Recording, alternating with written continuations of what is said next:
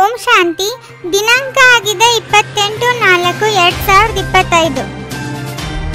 ನಿಮ್ಮ ಪ್ರೀತಿಯು ವಿನಾಶಿ ಶರೀರಗಳೊಂದಿಗೆ ಇರಬಾರದು. ಒಬ್ಬ ವಿದೇಹಿ ತಂದೆಯನ್ನು ಪ್ರೀತಿ ಮಾಡಿ, ದೇಹವನ್ನು ನೋಡಿಯೂ ನೋಡದಂತಿರಿ.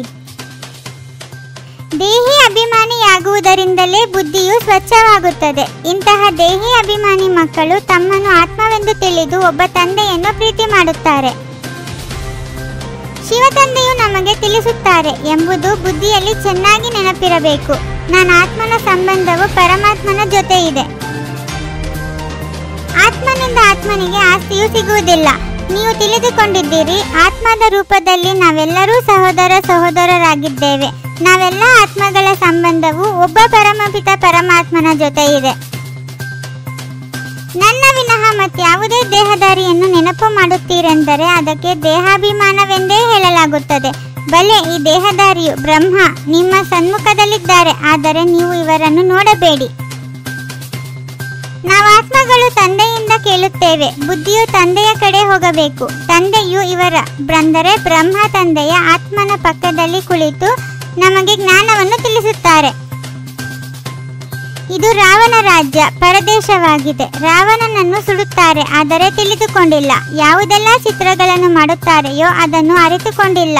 ಸಂಪೂರ್ಣ ಮೂಢಮತಿಗಳಾಗಿದ್ದಾರೆ. ಯಾರು ಸ್ವಚ್ಛ ಬುದ್ಧಿಯವರೋ ಅವರು ತಮ್ಮನ್ನು ಆತ್ಮವೆಂದು ತಿಳಿದು ಪರಮಾತ್ಮನನ್ನು ನೆನಪು ಮಾಡಿ ಪರಮಾತ್ಮನಿಂದಲೇ ಕೇಳುತ್ತಾರೆ. ಇದರಲ್ಲಿಯೇ ಪರಿಶ್ರಮವಿದೆ. ಆತ್ಮಗಳು ಮೊಟ್ಟ ಮೊದಲಿಗೆ ಬಂದಾಗ ಸತೋಪ್ರಧಾನರಾಗಿರುತ್ತಾರೆ. ನಂತರ ರಸತೋ ರಜೋ ತಮೋದಲ್ಲಿ ಬರುತ್ತಾರೆ. ತಂದೆಯು ಬಂದು ಎಲ್ಲರನ್ನೂ ಸುಂದರರನ್ನಾಗಿ ಮಾಡುತ್ತಾರೆ. ಈ ಲಕ್ಷ್ಮೀನಾರಾಯಣರಿಗಿರುವ ಸ್ವಾಭಾವಿಕ ಸೌಂದರ್ಯವು ಮತ್ಯಾರಿಗೂ ಇರಲು ಸಾಧ್ಯವಿಲ್ಲ. ಇದು ಜ್ಞಾನದ ಮಾತಾಗಿದೆ. ಯಾರೆಲ್ಲ ಧರ್ಮಸ್ಥಾಪಕರು ಬರುತ್ತಾರೆಯೋ ಅವರೆಲ್ಲರೂ ಸುಂದರ ಆತ್ಮಗಳಾಗಿದ್ದಾರೆ. ನಂತರ ಕಾಮಚೀತೆಯ ಮೇಲೆ ಕುಳಿತು ಕಪ್ಪಾಗಿ ಬಿಡುತ್ತಾರೆ. ಮೊದಲು ಸುಂದರ, ನಂತರ ಶ್ಯಾಮನಾಗುತ್ತಾರೆ. ತಂದೆಯನ್ನು ನೆನಪು ಮಾಡುವುದರಿಂದಲೇ ಪಾವನರಾಗುತ್ತೀರಿ. ಆದ್ದರಿಂದ ಒಬ್ಬರನ್ನೇ ನೆನಪು ಮಾಡಬೇಕು. ದೇಹಧಾರಿಯೊಂದಿಗೆ ಪ್ರೀತಿಯನ್ನಿಡಬಾರದು. ನಿಮಗೆ 3 ಲೋಕಗಳ ಜ್ಞಾನವಿದೆ ಮತ್ತು ಇದು ಪ್ರಾಯಲೋಪವಾಗಿ ಬಿಡುತ್ತದೆ. ಆದ್ದರಿಂದ ಯಾರಲ್ಲಿ ಜ್ಞಾನವಿದೆಯೋ ಅವರೇ ಬಂದು ಕೊಡುತ್ತಾರೆ. ನಿಮಗೆ ತಂದೆಯು 84 ಜನ್ಮಗಳ ಜ್ಞಾನವನ್ನು ತಿಳಿಸುತ್ತಾರೆ. ಈಗ ನೀವು ದೇಹಿ ಅಭಿಮಾನಿಗಳಾಗಬೇಕಾಗಿದೆ. ಒಬ್ಬ ತಂದೆಯಲ್ಲಿಯೇ ಮೋಹವನ್ನಿಡಬೇಕಾಗಿದೆ. ಮತ್ಯಾರೊಂದಿಗಾದರೂ ಮೋಹವಿದೆ ಎಂದರೆ ತಂದೆಯೊಂದಿಗೆ ವಿಪರೀತ ಬುದ್ಧಿ ಇದೆ ಎಂದರ್ಥ. ಯಾವ ಮಕ್ಕಳು ನೆನಪಿನಲ್ಲಿ ಬುದ್ಧಿವಂತರಲ್ಲವೋ ಅವರು ಪಂಡಿತರಿದ್ದಂತೆ. ಜ್ಞಾನದಲ್ಲಿ ಬೆಲೆ ಎಷ್ಟೇ ಬುದ್ಧಿವಂತರಾಗಿರಬಹುದು, ಆದರೆ ನೆನಪು ಮಾಡಲಿಲ್ಲವೆಂದರೆ ಅವರು ಕೇವಲ ಪಂಡಿತರೆಂದರ್ಥ. ತಂದೆಯು ಸರಿ ಮತ್ತು ತಪ್ಪನ್ನು ತಿಳಿದುಕೊಳ್ಳುವ ಬುದ್ಧಿಯನ್ನು ಕೊಡುತ್ತಾರೆ. ಅನ್ಯರ ದೇಹದ ಕಡೆಗೆ ಬುದ್ಧಿಯು ಹೋಗುವುದರಿಂದ ವಿಪರೀತ ಬುದ್ಧಿ ವಿನಶ್ಯಾಂತಿಯಾಗಿ ಬಿಡುತ್ತದೆ. ಯೋಗದಿಂದ ಶರೀರದ ಆಯಸ್ಸು ಹೆಚ್ಚುತ್ತಿರುತ್ತದೆ. ಆತ್ಮದ ಗಾತ್ರವಂತೂ ಚಿಕ್ಕದು, ದೊಡ್ಡದಾಗುವುದಿಲ್ಲ. ನನ್ನ ಶರೀರದ ಆಯಸ್ಸು ಹೆಚ್ಚಾಗುತ್ತದೆ ಎಂದು ಆತ್ಮವು ಹೇಳುತ್ತದೆ.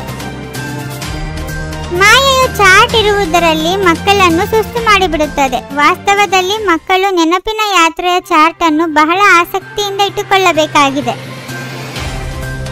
ತಂದೆಯು ತಿಳಿಸುತ್ತಾರೆ, ಮಕ್ಕಳು ಯಾರದೇ ನಾಮರೂಪದಲ್ಲಿ ಸಿಕ್ಕಿ ಹಾಕಿಕೊಳ್ಳಬೇಡಿ. ಲಕ್ಷ್ಮೀನಾರಾಯಣರ ಉಡುಪನ್ನು ನೋಡಿ, ಎಷ್ಟು ಘನತೆಯಿಂದ ಕೂಡಿದೆ. ನೀವು ದೇಹಿ ಅಭಿಮಾನಿಗಳಾಗುವುದರಿಂದ ಈ ಅನೇಕ ಕಾಯಿಗಳು ಇತ್ಯಾದಿಗಳಿಂದ ಮುಕ್ತರಾಗುತ್ತೀರಿ.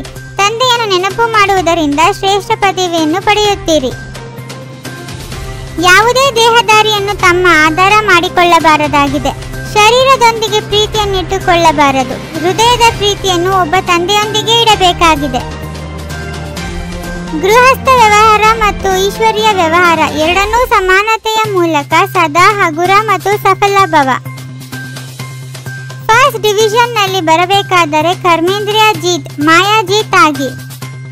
ಓಂ ಶಾಂತಿ. 21 ಜನ್ಮಗಳಿಗೋಸ್ಕರ 21 ಪರಮಾತ್ಮನ ಮಹಾವಾಕ್ಯಗಳನ್ನು ಆಲಿಸಿ ಹಾಗೂ ನಿಮ್ಮದೇ ಆದಂತಹ ಈ ಚಾನೆಲ್ ಅನ್ನು ಲೈಕ್ ಮಾಡುವುದನ್ನು ಮರೆಯದಿರಿ.